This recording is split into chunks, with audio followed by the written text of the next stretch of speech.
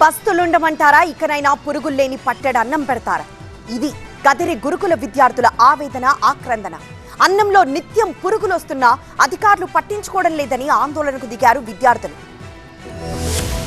శ్రీ సత్యసాయి జిల్లా కదిరి గిరిజన సంక్షేమ పాఠశాల హాస్టల్లో పురుగుల అన్నం పెడుతున్నారని ఆందోళనకు దిగారు విద్యార్థులు.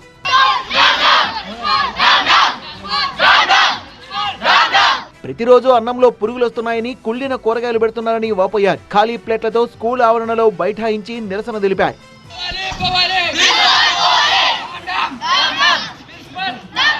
ఎన్నిసార్లు ఫిర్యాదు చేసినా సరే హాస్టల్ ప్రిన్సిపాల్ వెంకటరమణ, అధికారులు తమ గోడు పట్టించుకోవడం లేదన్నారు విద్యార్థులు.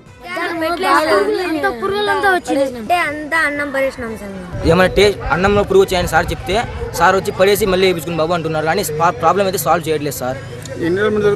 సార్ నిన్న వచ్చింది సార్, 2 సార్లు వచ్చినాయి. చాలా 2 years నుంచి ఇట్లే ఉంది సార్ ప్రాబ్లము. హాస్టల్ వంటగదిలో కుప్పలు కుప్పలుగా ఉన్న కుళ్ళిపోయిన కూరగాయల్ని చూపించారు. దీనిపై స్పందించిన స్థానికులు ప్రిన్సిపల్ ను ప్రశ్నిస్తూ ఇకనైనా పిల్లలకు నాణ్యమైన ఆహారం అందేలా అధికారులు చర్యలు తీసుకోవాలని డిమాండ్ చేశారు.